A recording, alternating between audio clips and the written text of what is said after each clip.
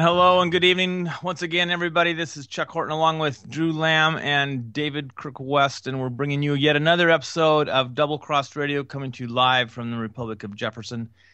And as we tell you every week, that's just a state of mind. Doesn't matter where you are. It's how you believe, what you think. And tonight we hope to be making you think. We're going to be talking about the recent ammunition ban. And because I know next to nothing about guns and ammunition. I mean, I know more than the average person, but it's still next to nothing compared to Drew and David. So I'm going to turn this over to them. Guys, take it away. Hey, Chuck, thanks for bringing us on. And David, thanks for joining us tonight. Yeah, I'm glad to be here. So, I know more about firearms than the average bear, and I think that you know even more than I do. So we're going to talk a bit tonight about the 223 green tip ammo ban and the repercussions of that, and whether this is a big deal or not. Yeah, I mean, I think that any kind of government ban is a big deal to me, and you guys too, I know. So, yeah. I guess there's some debate on how big a deal. I have seen a lot of people kind of inaccurately claiming they're banning all AR-15 ammo, and that's not true. But the truth is that, to actually ban ammunition that would penetrate soft body armor, that actually have to ban all rifle ammo. Period. Sure, right. Like any ammunition that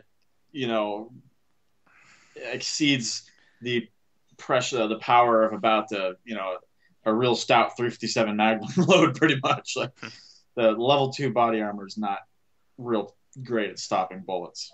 I mean, right. Well, even level 3 armor, if you hit it enough times, it's gonna give. Yeah, exactly. There's been a lot of hype about this, and I've heard like Alex Jones just talk like they're just banning all 223 ammo, and I'm like, no, that's not the case. It's a certain kind of ammo, but it is pretty bad in that if they're going to go after ammo and say that the reason behind it is that it could kill cops. Well, any ammo could kill cops or anybody else for that matter. That's the point of ammunition. As far as you and I are concerned, and many others, we have firearms not for hunting and sporting purposes, but to keep a tyrannical government in line. And so it is pretty dangerous when they start looking at banning certain firearms and specifically ammunition. But you'd posted something on Facebook about this ban, and you were talking about talking about the difference between rifle ammo and pistol ammo. And I thought you made some good points there. Yeah, that was actually about a different topic. That was a gun range. I don't remember where it was. It was in some major city. Someone had an indoor gun range, a club, one where you have 24-hour access to it when you pay for membership and get a little key card to get into it. And to extend the life of the range backstops and to make things a little safer, because sometimes shooting steel at like 10 yards and less with jacketed rounds can get somewhat dangerous. You can get splatter coming back. You can get lead splatter too, but usually you can get fragments of jackets. So they wanted the range to use jacketless rounds, just plain old lead rounds. And for people who don't reload, those can be sort of hard to find. There's not outside of 38 Special, there's not a lot of just I have a whole bunch. Yeah, I have a bunch of 9mm Luger. Yeah, I mean, every now and then you find it, but you wouldn't go down to Walmart or Sportsman's Warehouse and find jacketless ammo and anything but 22 long. Well, you wouldn't find any 22 long. No, the ones that I have were reloads. Oh, right, yeah. So what they started doing was some entrepreneur who owns a bullet making business, an ammunition company. He put a vending machine in there and set it up so people could buy 50-round bags of ammo out of it. And it was pretty brilliant. Cool. I mean, it looked like it was just a regular, whatever you'd find in the lobby at a hospital or something and buy a candy bar out of it. It was the same kind of thing, just adapted to have bags of ammo in it. It was the little spiral rings that they go in. And for whatever reason, this was irritating. Apparently, some people who were at the range had complained about it and thought it was inappropriate, which I don't know, some highfalutin yuppie doctor or something, maybe. I don't know, someone who's like a gun owner because it's cool and not because, they're philosophically in favor of gun rights or something. But it ended up getting some attention in the newspaper and then getting attention nationwide. And I had noticed that the reason I posted that, because I posted that same comment in the comment section on that article, a lot of people who were, ostensibly pro-gun, and I say ostensibly because they obviously weren't completely pro-gun, they were, partially pro-gun. They would say things like, "Oh, but I mean, I'm pro-gun, but so this could sell ammunition to handgun ammo to somebody who's under 21, and that's illegal," which is a stupid law anyway, and is also, and then I basically pointed out, is an essentially unenforceable law. So that was, that had nothing to do with M855 ban, but it was just frustrating. What a lot of people don't realize is that there's not like a list of ammunition out there that says, if you're between 18 and 21, you can't buy, I guess, 45 ACP, 9mm Luger, 357 Magnum, 38 Special, 44 Magnum. All these rounds we commonly consider pistol rounds. Right. Like, people assume that's what the law is. And unfortunately, if you go to like a big box store like Walmart or even Sportsman's Warehouse, they usually don't know it. Usually they have like their internal system. Mm-hmm. When they scan it, will flag it. Oh, that's probably handgun ammo. You can't sell it to someone under 21. And unfortunately, that's not actually the case. What you're not supposed to do as an FFL holder, which all those stores are, is sell ammo for a handgun to anyone under 21. Mm-hmm. So, if a knowledgeable employee at one of those stores would ask, is this for a handgun or a rifle? And, you really have no legal, you're not legally compelled to say either way. You can say whatever you want. The law really only pertains to the license holder. So if they think it's for a rifle, it's, then legal for them to sell it to you. And if you end up using it for something else, once you have it and you're 18, 19, 20 years old, it's legal for you to own. So it's completely unenforceable. And most smaller gun stores, I don't think I have ever in my life, and I've been buying ammo since I was 16, actually been ID'd at one of the, real gun stores. And I think it's because they know that law is not only stupid, but unenforceable. Because, technically, if you wanted to buy 223, nobody at Walmart or Sportsman's Warehouse would bat an eye. The computer would never flag you and tell them to check that you're 21, or ask you what it's for. But technically, if if you were buying it for an AR-15 pistol, the store would then it would be illegal for them to sell it to you. But if you're buying it for a rifle, it's not. But people just don't think about that because they think, oh, it's 223, it's a rifle round. Mm-hmm. No, it's not. They're all just brass casings with gunpowder and lead in them. There's nothing special. There's nothing, special about what kind of barrel length and firearm design they have to be fired out of. Right. Well, David, I have a probably more. I don't know if it's a better question or a dumber question. What makes people think that any law would be effective of stopping anything that they want with regards to guns? The laws that they have to stop drug use certainly haven't worked very well. Haven't stopped drug use, and in fact, they've made a lot of people billionaires by black market activity. So, so the law is working. It's doing exactly what it was intended to do. No, you can ask that about any law. I don't know. People are just idiots, is what it comes down to. How often, I'm sure we've all been in situations where some, quote unquote conservative who claims to believe in gun rights then turns around and says, oh, but drugs should stay illegal. And we're like, so you admit that gun laws would be ineffective because when guns are outlawed, only outlaws would have guns. But you think drug laws are going to, they start talking about, oh, if drugs were legalized, then all the kids on the corner would be smoking weed. And it's like, they're already doing that. Those laws have completely failed. What do you expect? I think if anything, the laws kind of glamorize the rebellious nature of youth, and they'll probably turn to gun culture next, I guess, if they're going to glamorize that by making it something they can rebel against. Maybe. So why are they going after just the green tip ammo? How come they're not going after, even bigger rounds? Why aren't they going after 308 Winchester, for example? Well, specifically, the reason would be is that I'd have to look up the actual laws. I'm gonna have to do that in a second here. But basically, armor-piercing ammunition is banned, and in America, and it's one of those things where what's armor-piercing? It's another like nebulous definition. Yeah. Legally, it's Right. defined as if it has like a steel core.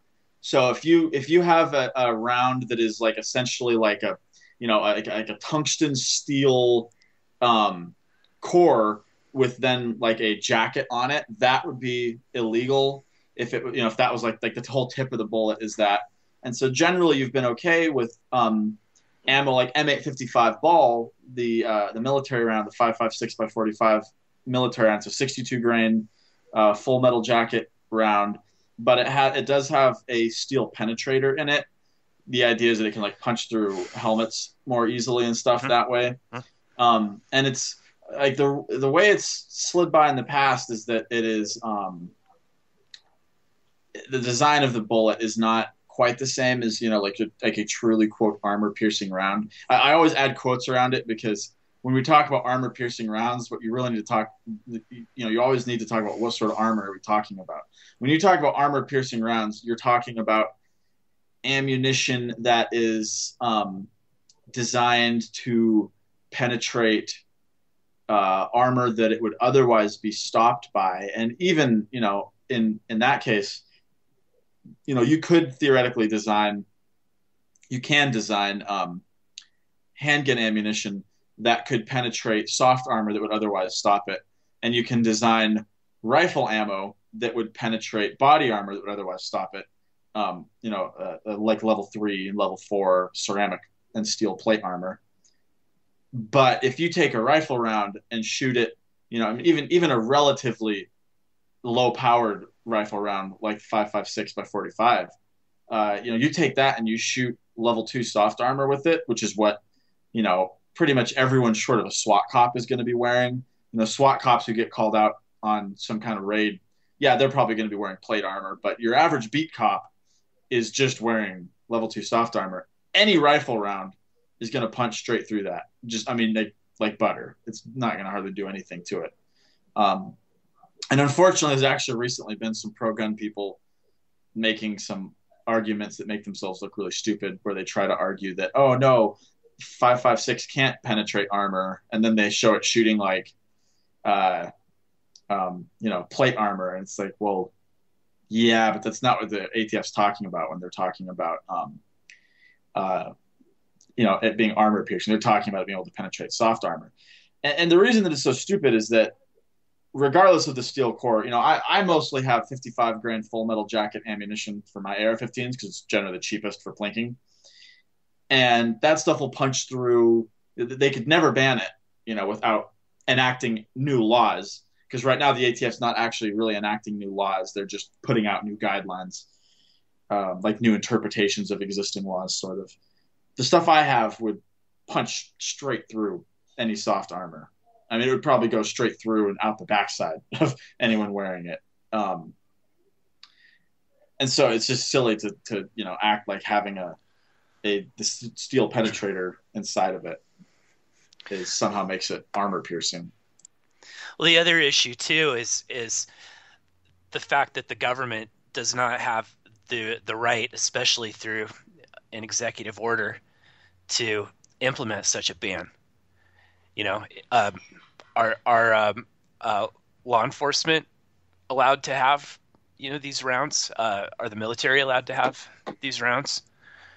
If so, then of course civilians should be allowed to have. Well, them as well. What's actually kind of funny about that is that, of course, I mean, this M855 has been like the dominant American military round for decades. I think originally it was 55 grain ammo they were using in Vietnam, and then they moved on to 62 grain stuff. But it's been, for decades, it's been the de facto American military round. Right.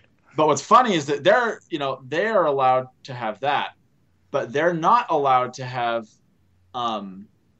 any kind of like frangible or expanding round, hollow points and stuff like that, which is what civilians mostly use. So it's just, I just think it's really hilarious. Like the Hornady TAP rounds. Yeah, and it has to do with like the Geneva Conventions and stuff. And thinking rounds like that are inhumane. So it's just funny to me that like that used to be what they said was inhumane, was ammo that would expand, and now the ATF is just trying to say, oh no, we don't want you to have armor piercing round, even though according to the Geneva Conventions it's more humane, I guess. So it's funny, right? And they do things like blast ammo that was made from depleted uranium all over the place. Or dump white phosphorus, on innocents, and it's ridiculous. So what happens if ammo manufacturers and retailers just refuse to go along with the ban? That would be really interesting. I hope that happens. I'm sure it's going to be fought in court. I hope SAAMI, the Sporting Arms Ammunition Manufacturing Institute, I think is what it stands for. I'm hoping they fight it. I hope Gun Owners of America and a few of these other groups get in on it. I have heard, I read something the other day saying that this might actually end up being way less effective than the ATF is hoping, because M855, I'd have to go look at it again. I forget what the designation was, but there's supposedly a new type of ammo that's kind of poised to take over M855 and become like the new M855. And so like it's almost like maybe they're banning M855 towards the end of its popularity anyway. But I mean, even still, if the military switches to a new round and that trickles into the civilian market, there would still be just hundreds of millions of rounds, if not billions of rounds of M855 ball that can't be, sold commercially then. So it would still have a pretty negative effect. So I'm gonna put on my tinfoil hat for just a second here. What if what you just said was really interesting and probably is true, but what if they're picking something that isn't going to have a big impact just so they can set a precedent for later on down the road when they want to take it all? And they do something and people say, we'll let them do this. It's not going to, we have a replacement staff. Nobody can use that anymore anyway. But all of a sudden they've set a legal precedent that no one's challenged, and now they can do whatever they want. Anything is possible with the ATF. I mean, I do have two reasons though for thinking that that's not the case, and that is that one, while I think it's ridiculous to consider it armor piercing, there is like M855 does have a steel penetrator in the tip of it. It's enclosed and jacketed and not the whole, length of the bullet. I don't know exactly how the law functions there, but it does have that going for it, which does separate it from most types of ammo. So I don't really think the ATF would be setting like they'd be basically like slightly expanding the current law. They're not setting a whole new like revolutionary precedent. It's not like if they, banned whatever hollow points or something, or just this huge far-reaching thing that would affect, very negatively affect hunting and self-defense and all kinds of markets. I don't think it would be quite that far-reaching anyway. I mean, it really would be, according to their logic, confined to one very specific, loading. The other reason I don't think that is that I actually read a very interesting article right like 2 days after this announcement was made a couple weeks ago that theorized, I think fairly convincingly, that this whole ban on M855 and SS-109 ammo is the ATF trying to retaliate against the sort of gun industry for SIG's lawsuit against them regarding its wrist brace. Are you guys familiar with that at all? Yeah, I am. Yeah, I figured you would be. So, for you guys listening, and for you, Chuck, what it is to fully understand the context here, I need to get into some very stupid gun laws first. Most of the federal gun laws that we, like the most major federal gun laws that we suffer under today, were those passed in the 1934 National Firearms Act, NFA for short, and the 1968 Gun Control Act, GCA. The 1934 NFA, if you ever hear people talk about, quote, NFA weapons, they're talking about weapons that were regulated by the ATF then. And, it's at the time, I think it was mostly done as a way to try to, we were still to 1934, America was still very, pro-gun and there weren't really much in the way of gun laws outside like some municipalities at that point. But it was kind of done to try to give the ATF, which it's easy to forget that they do have some scope in their law enforcement duties outside of firearms. They're also about alcohol and tobacco. At the time, they were fighting all of the prohibition and rum running and stuff. So it was made because basically the guns they ended up banning, short-barreled shotguns, sawed-off shotguns and stuff, and automatic weapons, Tommy guns were like the weapons of choice for the gangsters and the people who were selling alcohol at the time. So that's why it was passed. And obviously since then it has then morphed into, very much being used just to control guns in general. Whereas at the time it was mostly geared towards just trying to give them extra teeth in prosecuting the alcohol makers.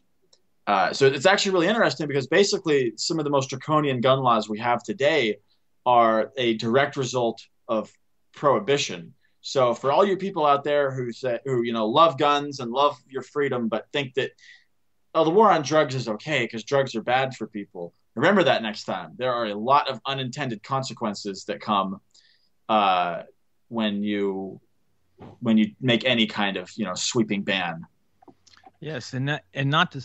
Just as off the subject, this is totally unrelated, but I just have being now involved in the alcohol industry. I want to point out that in making this ban, there are literally tens of thousands of people in the United States that died from alcohol poisoning because of people that didn't know what they were doing, trying to make moonshine and stuff. So it had a lot of other unintended consequences too. Well, there's that, but even worse. This isn't even so much an unintended consequence. This is just straight up the government being a bunch of douchebags. There was like an estimated 10,000 people killed because the government would straight up poison liquor in an attempt to, punish people, stop them from drinking or something. And they wanted to discourage alcohol. Yeah, that's a pretty well-known fact. Well, not well-known, but it's a pretty well-documented fact, I should say.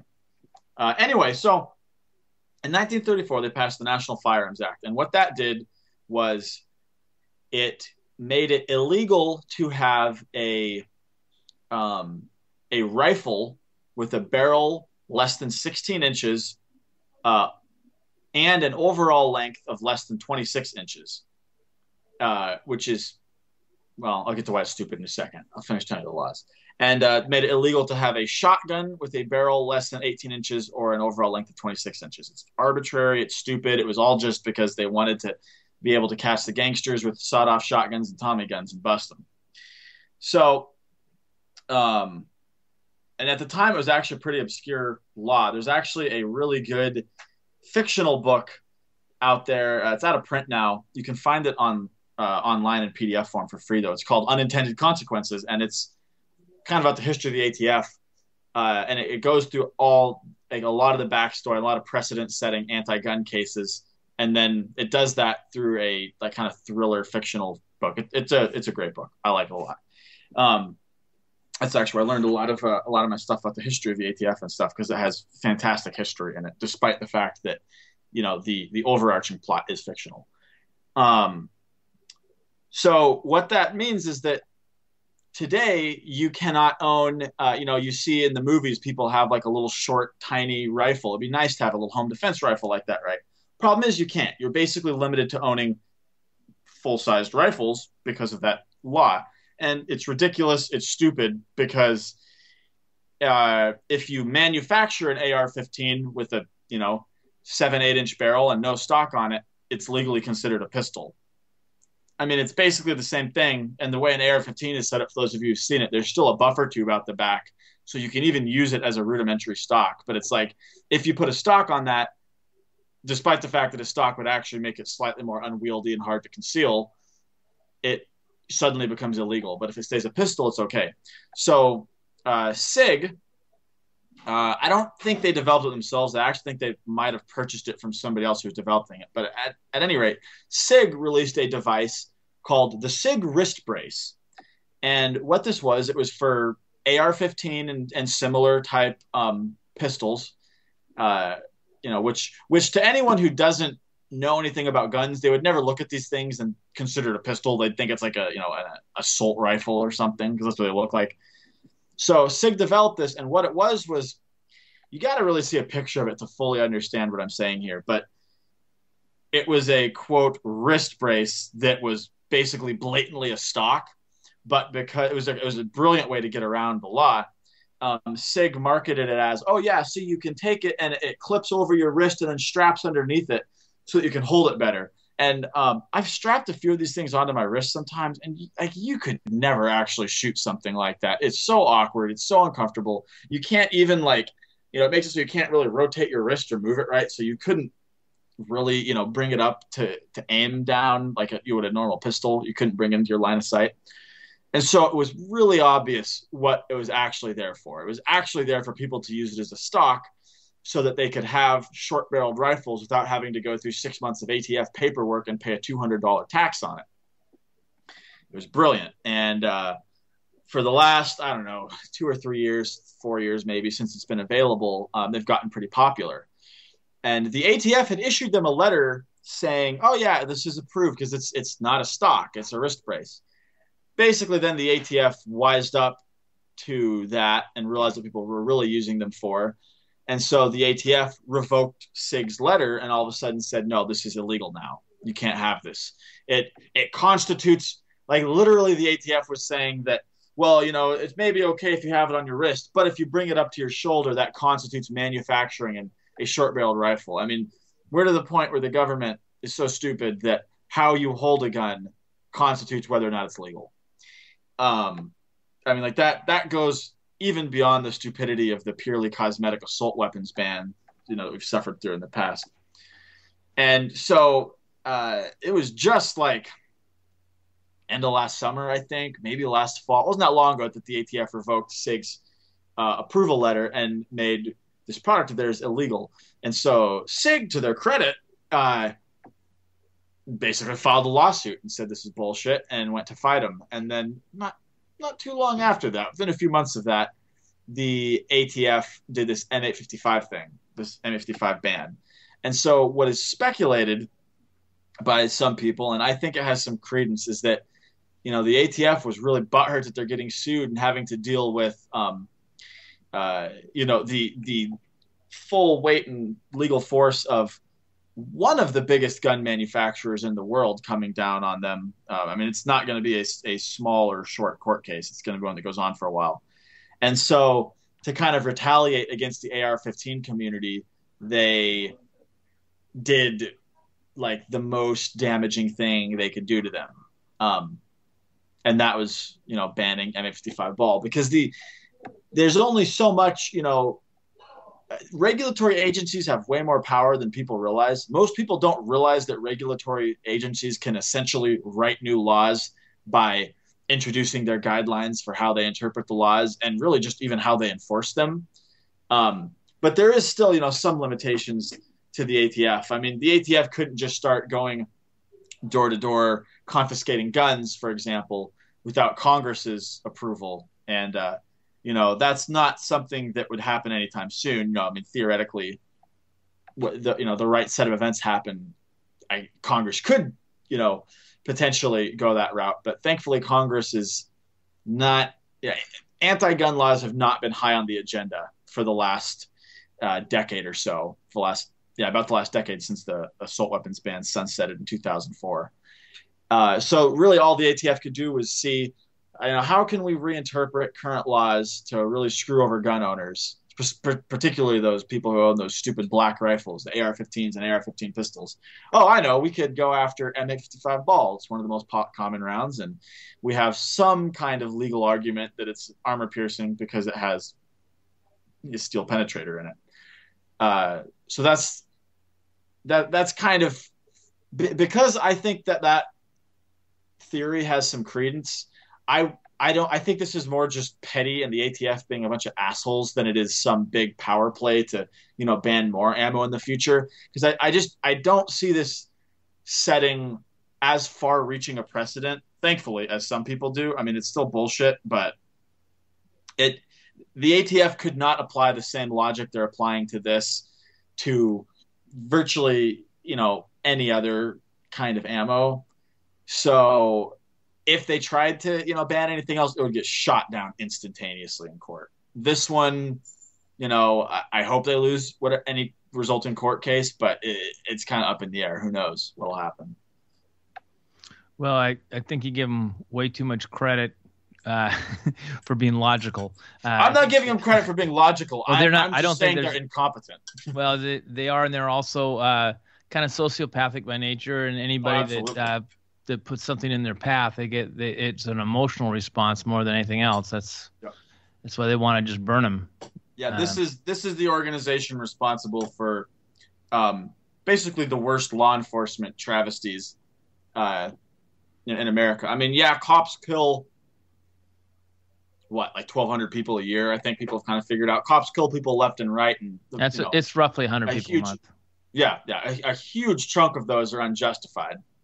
Then there, the ATF doesn't get as much bad press, but the ATF is responsible for all the single worst disasters: Ruby Ridge, Waco, almost the Montana Freeman. All kinds of standoffs have happened because of them. See, how old were you when Waco happened? Like 4. Okay, well, I was very much an adult and alive and awake, and that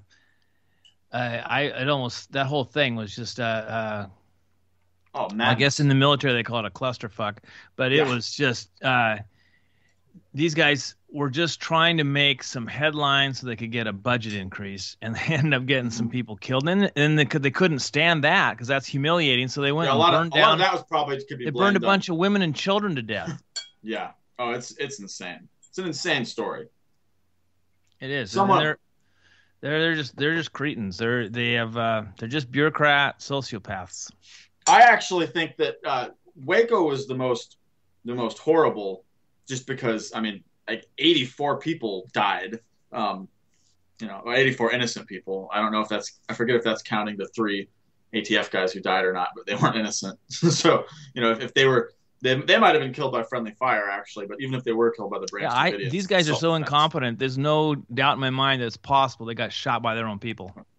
For anyone listening, I want to suggest some books. If you hate the ATF as much as I do, there's a trilogy of books by a guy named Matthew Bracken. He's a former Navy SEAL, and from what I can tell, seems to be very much a libertarian.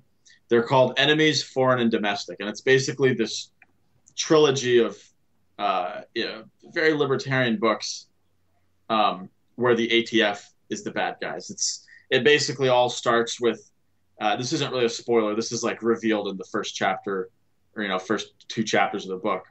It all starts with the ATF stages a massacre at a football stadium with an SKS. They fire rounds and lob them into the stadium from like 1,500 yards away. So they have an arc to go in there. So just randomly shooting into a crowd. And end up shooting a couple dozen people, and then like 90 more people die in a stampede trying to get out of the stadium. And so it basically launches Congress into an emergency session, and within 2 weeks they've passed a complete ban on semi-automatic weapons. And the ensuing trilogy is I really enjoyed it. It's pretty awesome. And it's all about the ATF being bad. And they stage this whole thing just to do this gun ban, and it's wild. But since we're on the topic, check that out. Yeah, that sounds interesting. Well, so this ammunitions ban is not as bad as Alex Jones holds it out to be, but it's still something that they have no authority to do. I don't want to undersell it at all. It's complete bullshit. Unfortunately, according to the government, they might have authority to do it. That's why we shouldn't put much stock in quote. Well, I don't think authority. they have authority to do it, but they think they have authority to do it. Yeah, I don't know. I mean, the laws they have more according to. I mean, they have more power legally than people realize. I don't give a shit what's legal. I give a shit what's right. Um, but yeah, I just want to be hard clear. to beat them in court, David, because they own the courts too. Oh yeah, no, totally. And so I mean, yeah, even if they don't have legal authority, they essentially have the ability to do whatever they want. Right. And that's why I don't give a shit about what's legal. I give a shit about what's right. Because if you focus on what's legal, you'll get screwed over most of the time. Mm-hmm. I totally agree. And you can't do too much to change this other stuff because we're at the most we're 3% of the population. Good luck with that. Yeah. But you can, knowing how things really are, you can avoid some of the pitfalls that other people walk blindly into, and you can still make a life for yourself without, you don't have to be totally smart in today's age of people that are overwhelmed with drugs and high fructose corn syrup and everything else. Yeah. Drew, do you have any M855 laying around? No. A few years ago, I sold all my 223. Yeah, I think I remember when you were doing stuff. I have a little bit of ammo left. That's it's the Hornady TAP. I've got some 55 grain and some 75 grain that I've put up for sale and marked up massively because I'm a capitalist and supplies that's what I was low. About. So far the prices haven't seemed to jump as much as I was expecting them to. It's funny though whenever I take advantage of these shortages, people on like Arms List will get pissed off and they'll make posts saying don't buy it from people that are trying to take advantage of this situation and all this kind of stuff. Like it's wrong for you to demand something in exchange for what you have. Okay, I can ask whatever I want. If I want to charge $100 a round, well, yeah, totally. It's mine. So what's the problem? You don't have to buy it from me, but if somebody wants it bad enough, they will. I mean, I'm charging like $2 a round.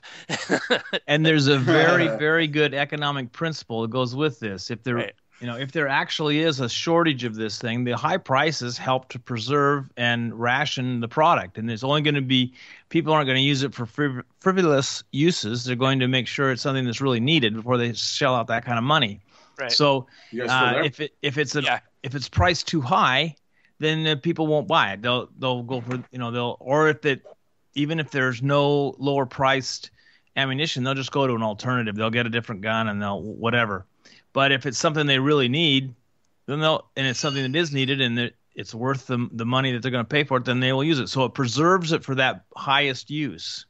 Well, that's how the market works. Yeah, and I predicted that there would be shortages of 223 ammo years ago, and so I just decided to get off that whole platform and go with other calibers like 7.62 by 39, which I bought up plenty of ammo at 18 cents a round years ago, and I'm very happy with it. I'm glad I made that decision, and but I have other calibers as well. I think it's good to have several different kinds of firearms for different purposes, different calibers, of course. So it's not that big of a deal if something happens and there's a shortage like this and everybody just runs on the ammo, just based on one kind. And if anybody also one other point, if anybody wants to really, get in, I guess, been out of shape about there being ammunition shortages, they should kind of look at the government buying over 2 billion rounds of ammunition. Yeah. Yeah. Well, and that had an effect on markets. Well, and also don't forget that, after they put the embargo in place on Russia, that meant that they couldn't import any firearms from Kalashnikov concern any longer. So, the Saiga is essentially banned in America. I mean, you can still buy them that are here, but there's no new ones coming in. Yeah, there aren't any new ones coming in. But they just keep pushing. They just nibble at it bit by bit by bit, We really need to stop this and just dig in and say, no more. They shouldn't have this kind of authority. There shouldn't be, a BATFE bottom line. It's just another one, in the Fed, in the BATFE, in the EPA, all these things need to just in the IRS. Yeah, exactly. In the IRS, and it all comes crashing down. Right. You're right. Burn the alphabet soup to the ground. Right. Because it's without money, they all collapse. No one will work for free if you're in the government employ. I tell you, they all have to get paid, and so we end their funding source, and they will all quit. Right. Yeah, there's a few that'll work for free, and those are the real scary ones. Yeah. I guess you're right. Those people actually probably have side businesses where they extort money out of people. Yeah, or they're the guys like the operative from Serenity. You guys seen Serenity, right? Yeah. Yeah, that guy. Yeah, absolutely. Yeah. Actually, I'm rewatching the entire Firefly series this week. Yeah. Good fun. It is. Are you watching it on Netflix, or are you watching it? No, I have the DVDs. Okay, so you got the ones that didn't ever get shown. I didn't. There's 3 episodes that didn't ever make it on TV. Really, I didn't know that. Yeah. Yeah, it's well, the episodes were aired all out of order, and they only aired like 11 of the 13 that were produced. So, I mean, if you've seen them on DVD, you've seen the episodes. Oh, yeah. Okay, so like the episode Trash never aired. Yeah, Trash never aired, and then which other ones didn't? I think the one. What's the name? The Message never aired. The Message, yeah, the Message. You're looking at them right now. Yeah. No, I haven't memorized. I'm that much of a nerd. Yeah, I was like, man, you're almost better than me at this. Which other one? I think Heart of Gold never aired either. Yeah, I think those are the 3 I remember. I don't remember them by the names, but when you say the name of the episode, it kind of starts to come to my memory. Yeah, Heart of Gold's the Space Brawler one. Yeah. I think my favorite Firefly episode was the one where the guy that's kind of the muscle man for their group. Jen, where he offers the where he's the hero. Yeah, he's running for. He's giving a speech. You guys have been stuck on the eye with a sharp stick. He just has metaphor after metaphor after metaphor. He kind of doesn't get them right, and they're all just cheering them all. Yeah, that's one of my favorite episodes. But my very favorite is probably Our Mrs. Reynolds, the one where Mal accidentally gets married. Yeah. To like the space Amish girl who ends up, having a different history. That was amazing. Yeah, he got double crossed on that one. Yeah. Yeah, that was an amazing series. My favorite of all is the movie. So. Yeah. Well, the movie did an awesome job of bringing everything together, and I'm just sad that they couldn't figure out a way to reconstruct it from the end of the movie so they could have another series. Well, Generation honestly, 2. the reason that didn't happen was financial. It wasn't a big enough hit at the time. Yeah, that's the way it is with really good art. A lot of the times, you don't have a patron. It's tough.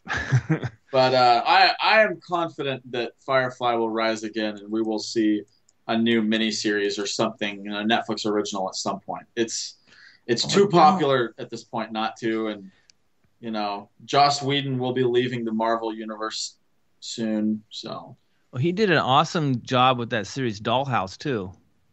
Yeah, I've only ever watched a few episodes of that, but it's amazing. You get you get up from year to year, and it just blows your mind. They're very creative people working on these things. They really, really, really make it interesting.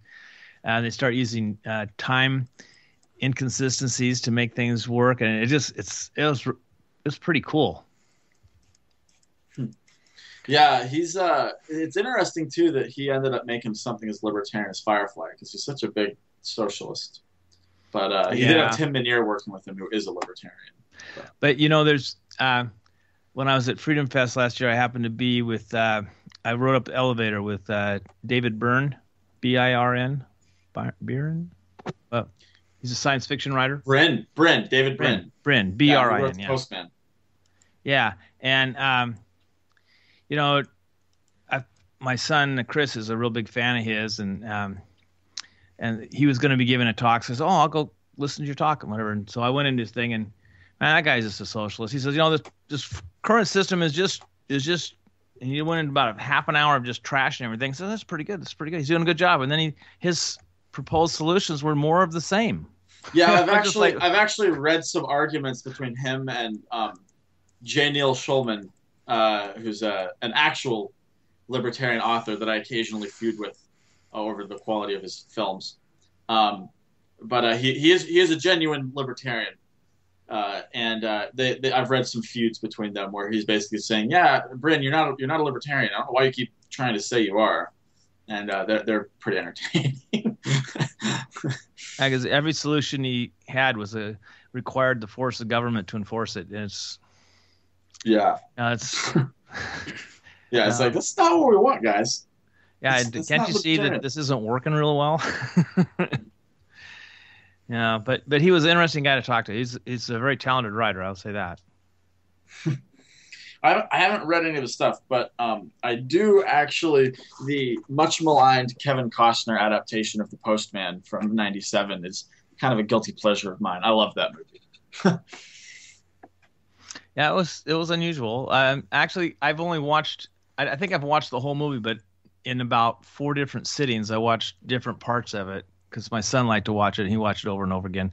And I think I've watched the whole thing, but it's kind of disjointed. I think I watched the last part first, and then the first part, and then I'm not sure which of the 2 middle parts I watched. But I did realize I had a couple of overlaps. But it's a decent movie. I just think it's fun. I love post-apocalyptic stuff, so I enjoy it. Yeah, and I think it had some decent messages about there's some aspects of society that maybe are needed more than we realize, and that we should value them more than we do. The ability to organize and communicate with other people and share activities and events and things like that. You think, well, what is this guy producing? Well, he's actually providing a service, and people actually want that service, and so he's becomes kind of an important person in that society. Yeah, I feel like the movie might be more libertarian than the book is. Yeah, it to me that was a pretty good message, but but anyway, it's so we have about 10 minutes left, and I don't want to get into a whole new subject because we don't have enough time to cover anything in depth, but we're going to have on in the near future, as soon as he finishes tax returns for his business, we're going to have the return of Greg Askins on soon. He's going to be finishing off the stuff on glyphosate that he was rudely interrupted by the end of the show last time.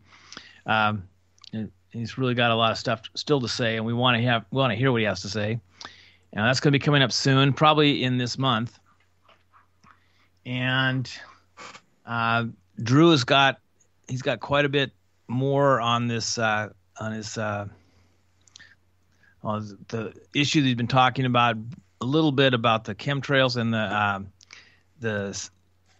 these kind of wacky scientific things that they've been trying to do in the ocean that might be having the exact opposite effect that they thought they were going to get, or maybe not. Maybe that's what they really wanted to have happen. Who knows? And so we're talking about that. I've been really fascinated by all this stuff that's coming out of England about the child pedophile rings, and the fact that maybe as many as 10,000 children have been murdered by these sex perverts and most of the English Parliament, it belongs to this ring, or they kind of compromise them right off the bat with some kind of underage person and get them to do horrible things, and then they have them where they want them and get them to do anything they want. It's a lot cheaper than bribing them, I guess. So we're going to be having a whole program dedicated to that in the near future. All you pedophiles, I know you'll want to not miss that one. So anyway, we got a lot of good stuff coming up, and I think this stuff on guns, just my own personal opinion, is that anytime you let them get their nose under the tent, even a little bit, and so you're inviting the whole damn camel into the tent, and so we should have like a no tolerance on any infringement on a freedom, because those are ours. It's natural rights, and if you give them away, I mean you're allowing yourself to become a slave, basically, which we have kind of done in this country to a certain extent. I mean, some people say, "Well, I'm not a slave," but well, you pay your taxes? I know a few people out there that aren't slaves in that respect. I regretfully still am, but there's a lot. If you don't own 100% of what you produce, how can you say you're not a slave? If someone else has ownership on what you produce with your labor and your ingenuity and your creativity, there's the whole concept of income taxes and taxes on people who just labor with their hands is just disgusting to me. And I thought we did away with that with the Great Emancipator. Yeah. So you guys, one thing Drew laughs because he knows what I hate Lincoln. Yeah, exactly. One thing, and since we've got David on the line and you, Chuck, while we have a few minutes, I wanted to tell you guys a bit about an unusual situation recently. I had a guy contact me about buying some plastic drums that I had for sale. And I met with him, and he bought the drums for me. But he was a very exuberant gun fanatic, and was really keen on showing me his AK-47, and was all excited about it. And he was all excited about going down to the county commissioners meeting to testify in support of they're creating a law that would prevent the expansion of background checks for private sales of firearms, which actually that happened.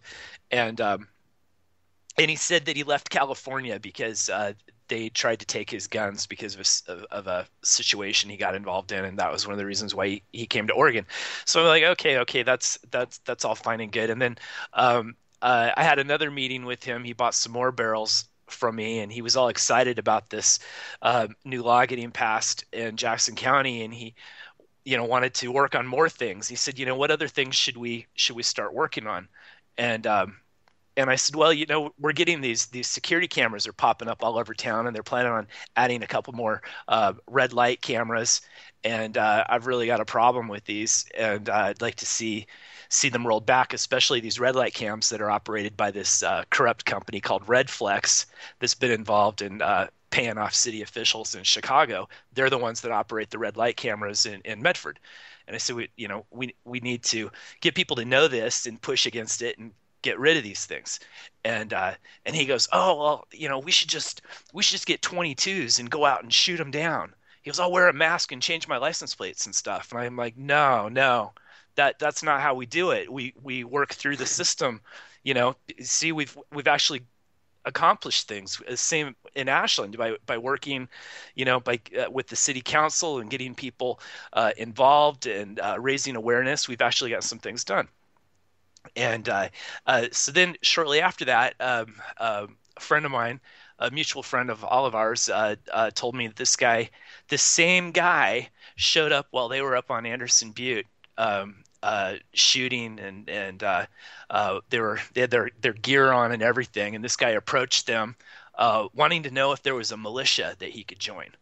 Just straight up, just goes, hey guys, did you know of a militia I could join? And they're on, no, sorry, we're not militia. And then he contacted another friend of mine recently through Craigslist, looking to buy some stuff that he was selling that was non-firearm related. But anyways, I just want to say to be aware of people like this who might be trying to cause you problems, that they could be a provocateur of sorts. I'm not a paranoid person, but when something like this happens, it's very strange. It's very odd. Yeah, and even if he's not, some sort of COINTELPRO person or something like that, then he just has really bad judgment, and you don't want to get involved with him. So, anyways, David, if you want to know after the show, I could tell you his name. I'll have to find that out, because I think you should give his name out right now so NASA can put it in their data. The NSA will hear it. NSA. Yeah, I knew what you meant. Even if we talk about it after the show, the NSA will probably still hear it. Right. Well, yeah, you're right, David. That's a good point. Yeah. Well, I just want it to be known that I would never do something like what this guy was trying to talk me into. So that's not the way you get things done. So yeah, watch out. Remember the Hitari, that militia. Where were they? Were they in Michigan? Some guy named Steve joined their group and talked them into. Yeah. And I remember that. I followed that live when it was happening. I was waiting to get out of the Army. Yeah, I don't think maybe it was Michigan. I think it was Michigan because I'm pretty sure that the Michigan militia was all trying to distance themselves from them, and that was actually they basically got trolled by the ATF or FBI or whatever. They infiltrated them. And I got to go see how that all checked out. I almost think they all got off of it. Well, I think they did, but they were still facing firearms charges because they had. They might have been full autos. Because the main thing, they were trying to charge them with terroristic stuff. And then you find out later it was they were planning to kill cops, and it was no, they discussed what would we do if we were living in Nazi Germany, basically that kind of a thing, which is not plenty of people who aren't survivalists like us do that kind of stuff. So I don't really understand.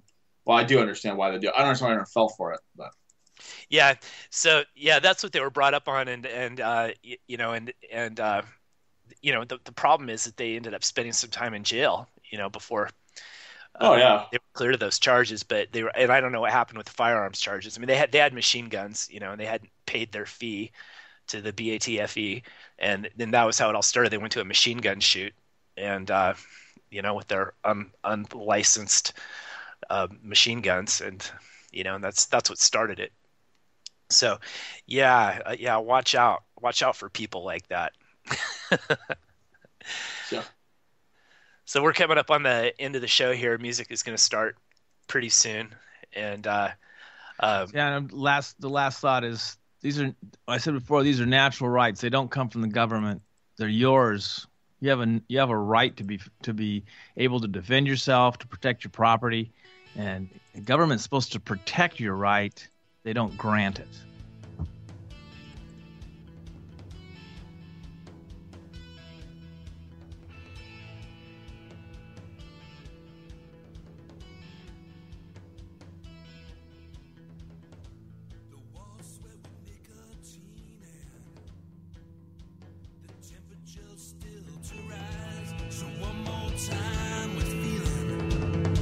You're bound to break one more time.